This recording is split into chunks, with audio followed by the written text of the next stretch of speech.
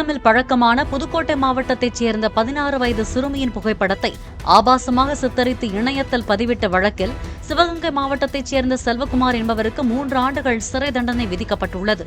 இதில் செல்வகுமாரின் செயலுக்கு உடந்தையாக இருந்ததாக அவரது தோழி சுசித்ரா என்பவருக்கும் 3 ஆண்டுகள் சிறை தண்டனை விதித்து புதுக்கோட்டை மாவட்ட மகிழா நீதிமன்றம் உத்தரவிட்டுள்ளது.